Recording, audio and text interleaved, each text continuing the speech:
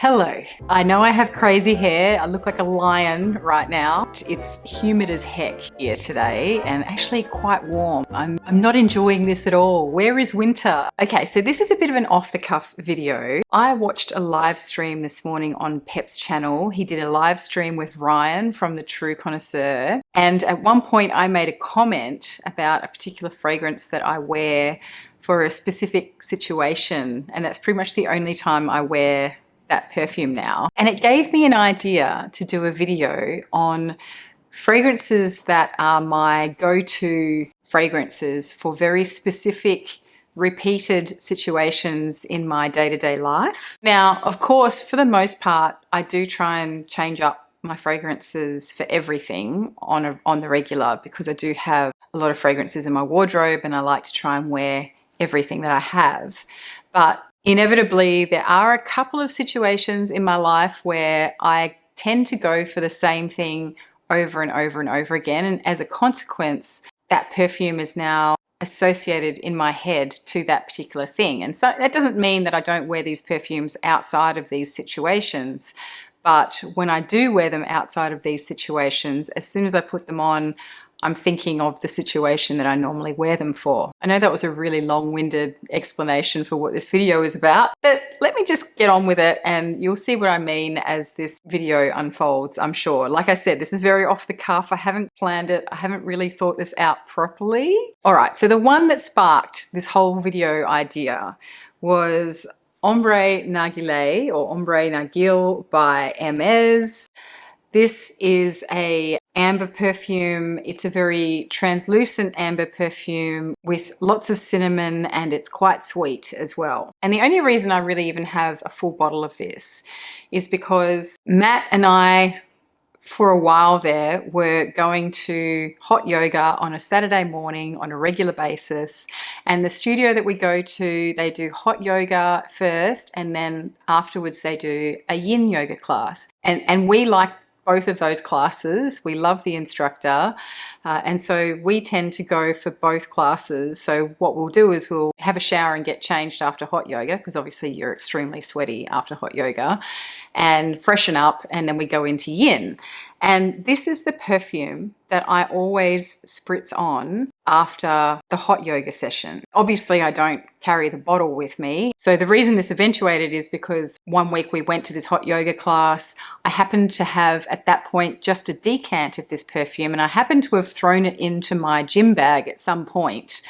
And I thought, oh, this will go nicely for yin, because it's a very comforting, cozy kind of fragrance, but it's not too heavy either, but it's also not too strong. So I figured it's probably not going to upset anyone else in the class, for anyone who, you know, it is a yoga studio after all, and a lot of people who do yoga tend not to be big fragrance wearers, or at least if they do, it's usually essential oils or something like that. I put a little bit of this on. The instructor even said, as I walked past her as I was setting up my mat, she was like, oh, somebody smells really nice.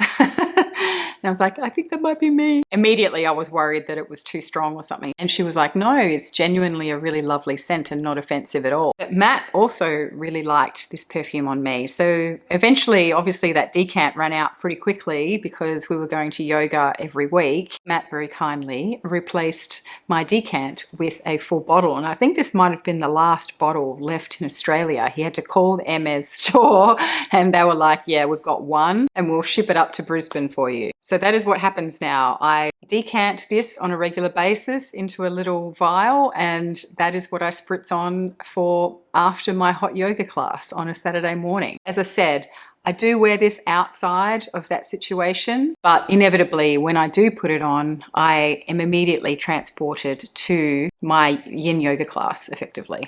So that is Ombre Narguile by Hermes. So on the same topic, for yoga itself, for the hot yoga class, there is a perfume that I do wear. I go very lightly with it because obviously, you know, particularly in a hot yoga class, the room is hot. You definitely don't want to be wearing anything strong or cloying. But years and years ago, when I first discovered this perfume, I had a sample of it And one morning I just spritzed a little bit on my elbows and I think a little bit on my chest underneath my top. And it's a natural perfume, so there's no sort of projecting man-made aroma chemicals in this perfume. It's all natural oils. It just worked so well for the situation of a hot yoga class, right? It's a very grounding perfume. It's very introspective. It smells great, but it stays very close to the skin. And because in hot yoga, you're often doing moves where you're having to put your face close to your body, like you're bending. I can't do these moves very well, by the way.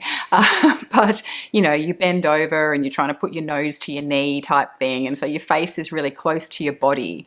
And so if I put a little spritz on my chest and I put a little spritz on my wrists or inside my elbows, I often can get whiffs of it throughout the class, and it's absolutely beautiful. This perfume is just so good. This is Shangri-La by Hiram Green, or Hiram Green. I'm not sure exactly how you say his name. This is the older version. He has now re-released this perfume, I think by popular demand because it was so well loved. Basically, it's meant to be a form of a chypre, but it's not. It doesn't have that really bright. Actually, I'm wrong. It does have a bit of a bright opening, but it's kind of a leathery floral chypre. It's quite mossy as well. There's lots of oak moss in here. At least in this version, I believe there was quite a bit of oak moss. And in the subsequent version that he's since released, I think he's substituted the oak moss because of IFRA regulations. So I actually have a backup bottle of this one. I think I have 2 backup bottles in my wardrobe. One is of a limited edition Shalimar and the other one is this one. And really the only time I wear this perfume is when I'm going to yoga.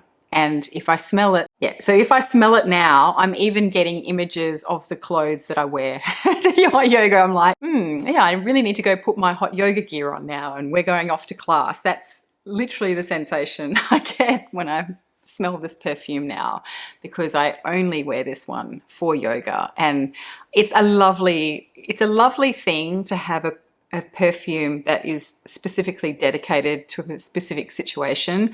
And I know that we do this all the time, right? Lots of people will purchase a perfume for a holiday so that they can have a scent memory associated with that perfume for the holiday because they just wear that perfume throughout the holiday. We choose specific perfumes for our wedding day, although that doesn't work quite as well, I don't think, because your wedding day is just one day. And I think it's repeated use of a fragrance in a particular situation that over time creates this really strong scent association. So for me, I mean, when I smell Fleur de Lolita or Serena Intensivo, I don't necessarily immediately think of my wedding day. I know that they were my wedding perfumes, and for that reason I will think of my wedding day, but it's not actually for me a scent association when I smell them, because I feel like, for me at least, I need repeated use of a perfume in a scenario over time. It doesn't have to be a huge amount of time. So a holiday for a couple of weeks, if I'm only wearing that perfume, sure, but one day probably doesn't really have that same effect for me. So interestingly, and I know I'm getting off topic here, but interestingly, the perfume that I associate most with the trip that we had when we got married overseas is not my wedding day perfume. It's actually one of the perfumes I bought in St. Paul de Vence, because once I purchased that perfume, I pretty much wore that for the rest of the trip. I was obsessed with it. Anyway, so I'm getting a little bit off topic. Well, it's on topic, but off topic of this particular perfume. I think I just described how it smells already, but that is Shangri-La by Hiram Green. A beautiful, beautiful perfume. I haven't tried the newer version. I'm actually quite keen to smell it, because now that I'm back at yoga, the theory is I will continue to keep going to yoga. The reason we stopped was basically pandemic type situation, and I just never really got back into it again. So I'm very keen to get back into my regular practice. And so in theory, eventually these bottles will run out, because I do wear it to yoga every time. So I just mentioned holidays. there is a particular holiday that we do. It's usually just like a long weekend or something, but usually once or twice a year, Matt and I will book a weekend at the beach up at a place called Noosa on the Sunshine Coast in Queensland. Inevitably, this perfume is always the perfume that I pack for that specific holiday. This is Soleil Blanc by Tom Ford. This is a very solar, creamy, coconutty, white and yellow floral type perfume. It has a very expensive spa lotion vibe going on, and consequently it really matches the fancy schmancy part of Queensland that we go to for this particular getaway. We don't stay necessarily in a fancy schmancy resort, but I feel like this perfume suits that location absolutely perfectly. And so now whenever I smell this, I now think about that particular location and the place that we go to for these little mini breaks. So much so that recently I've been putting together a list of perfumes that I want to take or decant to take to Bali with me. And I thought this would be a really good one to take for that type of holiday because it is a tropical type of holiday. But this is now for me has such a strong association with Noosa that I feel weird taking it to Bali. So I'm not taking this one to Bali because now this is my Noosa perfume. So weird. All right, so the next situation that I do regularly and always seem to wear the same perfumes for is going to the gym. The first perfume that I reach for when I'm going to the gym is this one. It is Clean Musk by Sarah Horowitz. My bottle is a little bit beat up now. This is a really lovely clean musk, but instead of smelling like laundry detergent, which a lot of clean musk type perfumes do, this has a slightly aquatic vibe, which might surprise some people given that I usually don't like aquatic scents. There are a couple of aquatic scents that I do enjoy, but this one, I wouldn't say it's aquatic, but it's aquatic leaning. So it feels very fresh and clean, splash type of clean rather than laundry detergent clean. So this is one that I really, really love to wear to the gym. It's not going to last me too much longer. So I'm going to have to figure out whether or not I want to buy another one of these, or I'm really struggling with that thought because as much as I would love to repurchase this perfume, I mean, this perfume is several years old now and I don't know if it's even around anymore. I think it is. I have so many other perfumes that I feel maybe I should work through those ones first before repurchasing this one. Suffice to say, this is my go-to clean, musky scent. I prefer it over white musk from the Body Shop. I definitely prefer it over pure musk from Narciso Rodriguez. You know, I'm a huge fan of Narciso Rodriguez perfumes, but pure musk is just one that doesn't really agree with me at all. It's too sharp, too piercing, and it goes a little bit sour on my skin. This one does not do that. So, Clean Musk by Sarah Horowitz for the gym. But as I mentioned earlier in the video, sometimes I do ultimately reach for something else for these sorts of situations. The ones that I'm talking about tend to be the ones that I go to first, and then on any particular day, if I don't feel like wearing that, then I might wear something else. But generally, these are the ones that I go to first, except for the yoga ones. They're kind of set in concrete now. I always wear them for yoga. But for the gym, I do tend to change it up a little bit from time to time. And there are two other fragrances that are my second go-tos if I decide that I don't want to wear the clean musk. The first one is Musc Intense by Nicolai Parfums. This is sort of a aldehydic rose musk. It's very clean. The aldehydes aren't too waxy or dense or bitter. And then it's got this really pretty light pink rose running through it as well. It's a really beautiful fragrance. I do have a few fragrances from Nicolai, but there's really only two that I wear on a regular basis, and that is this one and Vanille Tonka, which is like a spicy, resinous vanilla fragrance. And then the other one that I tend to pull for a lot for the gym is this one. This is Parle de Parfums Un Tonne de Roses. Again, this is a really just pretty, fresh, watery rose type scent. Maybe it's peony as well, I don't know. It's a little bit sweeter than Musk Intense, but also more translucent. It's really pretty. It's not one that stands up too well for day wear, you know, say to work and stuff, because it doesn't last a hugely long time on my skin. But again, it's one that doesn't offend anyone. It's really easy to wear. It doesn't make me feel sick when I'm working out because it's so fresh. And it's just really pretty. So that is Une Tonne de Roses by Parle. And so whilst we're on the topic of exercising, there is another thing that I like to do on a regular basis, and that is a spin class. And I pretty much always use the Dear Woman body lotion on my skin on those mornings that I go to this class. These body lotions by Amouage are very well scented. They're quite strong for a body lotion. And if I put this on before my class, I go in there, I can definitely smell myself while I'm working out. But Dear Woman just smells like really expensive soap. You just smell beautiful and clean, and it's not offensive at all. And it's not like, because it's a lotion, I feel like it doesn't project a huge amount like it would if I was to wear the perfume.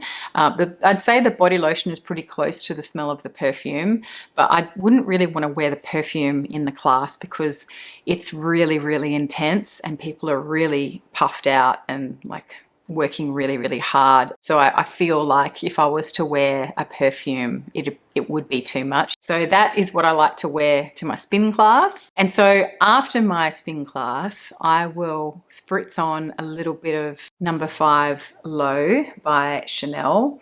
And this just gives me, it's just a really light, fresh perfume. Even if I want to put another perfume on for my scent of the day, I find that this is light enough that it can go underneath pretty much anything else and it won't be a problem. And in particular, you know, if I'm going to be stopping for coffee or to pick up a couple of groceries or something on my way home, then at least I've got something that's giving me a little bit of extra pep after my spin class. So that is No. 5 Low by Chanel, and that does live in my gym bag. So this and a decant of Ombre Narguile both live in my gym bag permanently, and that's pretty much the only time that I wear this perfume is after my spin class. Right, so the next one is one that actually I don't wear it every day, even though I do this activity every day, but it is one that I think of first, and it's, you know, this situation is the only time that I tend to wear this perfume. This is Ombre Rose by Jean-Charles Brosseau.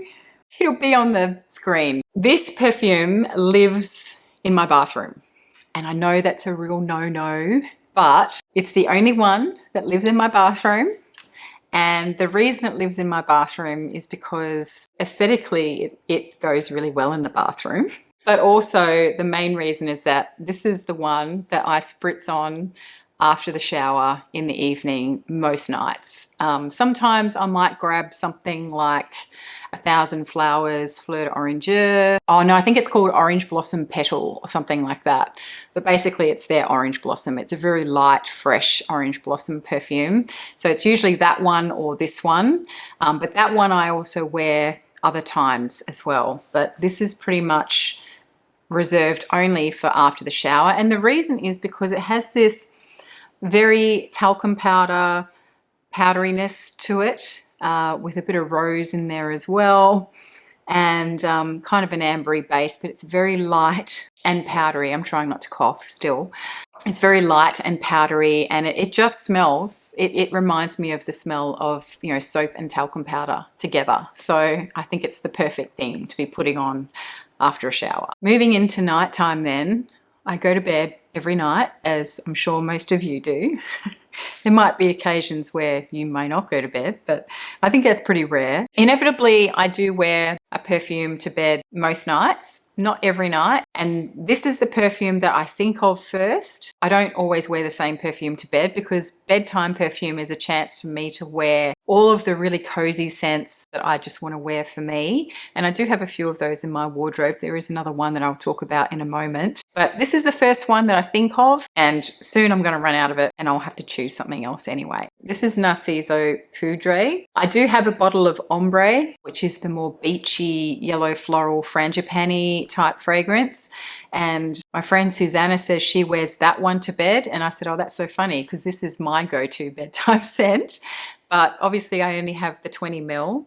So when I get to the end of this, I have to decide whether I'm going to get another one of these or if I'm going to choose something else. I think this one might also have been discontinued, but it's still readily available. You can still get it at discounters. Maybe it's not discontinued. I don't know. It's just a very sweet, musky scent. There's, I think, rose and orange blossom in here. I think I'm probably getting more of the orange blossom, and I think there's jasmine as well. So for me, it's sort of a white floral centric musky scent, but I do get a little bit of the rose element as well. I think it's described as being a bit woody as well. I confess I don't necessarily get the woody elements in this. It's really like it's like a white floral sugared powder puff, and I really love it.